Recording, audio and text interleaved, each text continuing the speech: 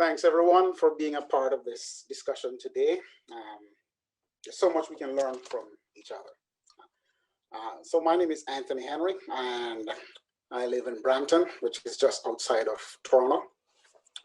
I was diagnosed in January of 2015 with low-grade prostate cancer and was put on active surveillance. We all come to this journey, this prostate cancer journey, and the decision making, with respect to treatment options from somewhat different perspectives. In my situation, just to give you a bit of background, we have a strong family history of prostate cancer. My dad was diagnosed at age 64 with advanced prostate cancer, which by then had metastasized. He was able to hang out with us for a US presidential term and died at 68. He was not your stereotypical non-compliant male or black male for that matter, that everyone likes to beat up on. He was compliant, regular checkups. As some of you know, we have a publicly funded healthcare system in Canada. And he did his regular checkups. There was no reason for him not to have a GP, no reason not to do PSA, and he did all of that. If he was told to get a PSA test and pay for the test, he would have done that. Yet he ended up with advanced metastasized cancer at 64. His GP told me when I visited, because we were really shocked,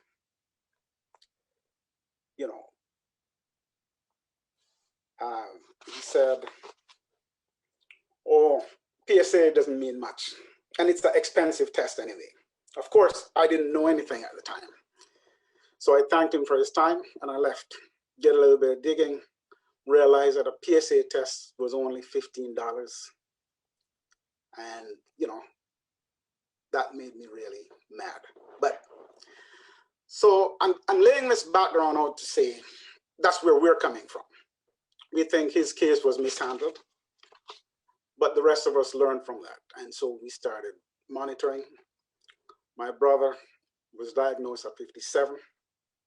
He elected surgery, and he's still with us. My uncle monitored also, and he eventually, in his late 60s, elected surgery.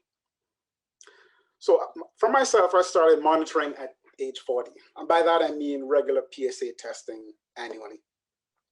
And I watched my PSA,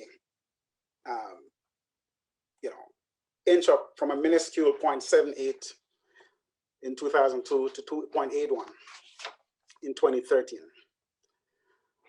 In late 2014, I had a significant movement up of my PSA to 4.41, and then my life changed. I biopsied in January of 2015. 2 of the 12 samples were positive. When I went in to see my family doctor, he said, yes, there are 2 negative samples here, but we'll look at something different for you. Now, in our family, the overwhelming perspective was, if you are diagnosed with prostate cancer, you take it out. Plus, we were all smarting from the advice or the lack of advice that my father got. When I was diagnosed, the prevailing thinking in the family and my inclination was to take out my prostate, at least that is, do radical prostatectomy. However, the medical team that I was fortunate to have at the time suggested a different approach. My biopsy came back in January 2015, came out of the Gleason 6. I was referred to one of the top teaching hospitals in Toronto to participate in an active surveillance 2-year study.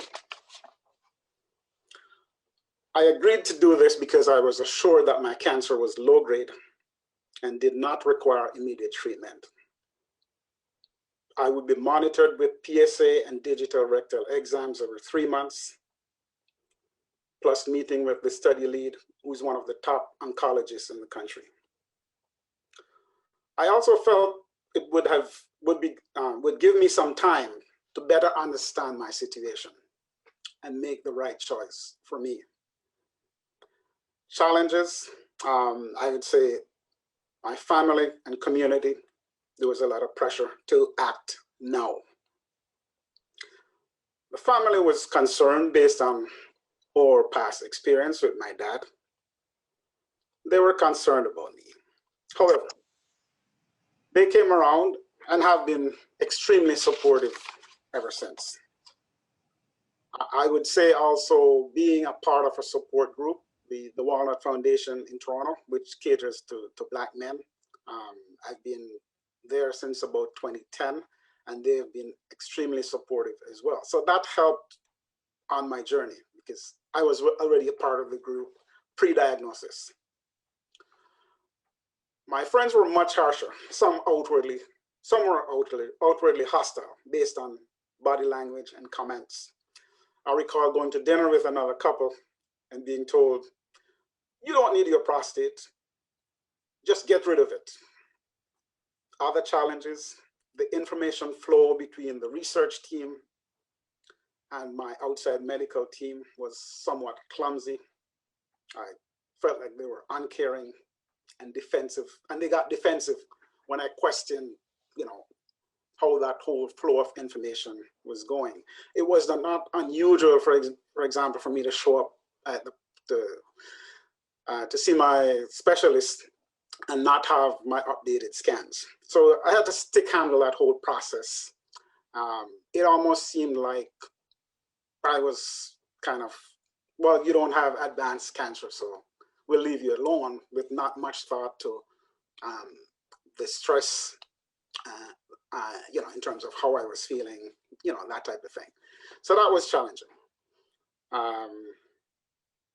So all the way I had to stick handle test results to make sure it ended up in front of the right person. In terms of how I'm doing currently, I'm being monitored by the following way. I'm getting a PSA and a DRE every 6 months, as well as a meeting with my urologist to review my situation.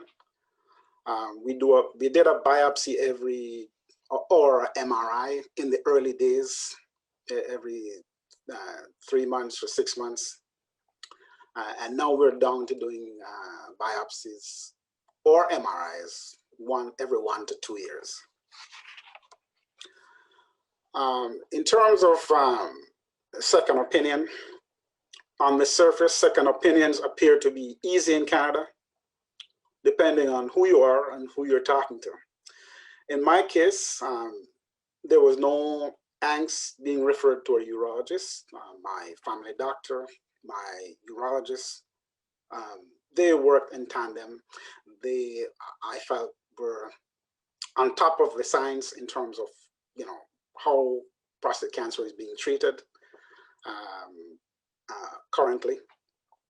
And so I was happy there. Also, there was no issues in terms of me being referred to a teaching hospital for participation in the study.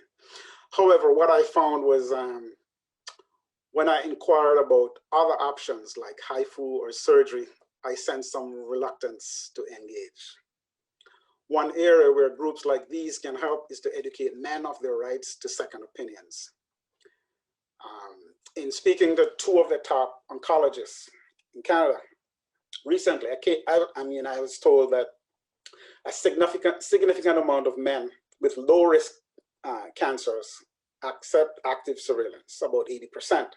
That's based on a study that was done in 2010. One caveat, though, that they mentioned was that the studies are stale dated, and they feel like more information is required. It was also pointed out to me that 50% of the men who are diagnosed with low-grade prostate cancer don't get a second opinion. In fact, a rough analysis within our own group, some of the men said to me, "Oh, I never thought of asking for a second opinion." So, I think there's some work that needs to be done there. In our group, there's less than 5 people who are on active surveillance. So again, I think we need to do some more work there as well. I suspect, though, that because of the lack of knowledge of where the science is today, it is causing some of us to make rash decisions. On the other hand, many of our men are presenting when their cancer is highly advanced in our community. So we don't want to lull them into a sense of complacency with respect to monitoring. And so I think one of our big push right now is to educate so we know exactly where we stand. In conclusion, I want to say more education and forums like these are important. It's important to know your numbers, know your family history and risk status, know where the science is with respect to treatment options and standard of care, work with organizations that are geared to empowering men to take control of their health, and advocate on behalf of men and men's health issues. Thank you.